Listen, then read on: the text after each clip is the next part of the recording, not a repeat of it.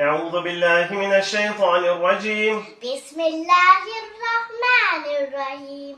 والشمس وضحاها والقمر إذا تلاها والنهار إذا جلاها والليل إذا يغشاها والسماء وما بناها والأرض وما طحاها ونفس وما سواها فألهمها فجورها وتقواها قد أفلح من زكاها وقد خاب من دساها كذبت ثمود بطغواها إذا ضعف أشقاها فقال لهم رسول الله ناقة الله وسقياها فكذبوا فعقروها فدمدم عليهم ربهم بذنبهم فسواها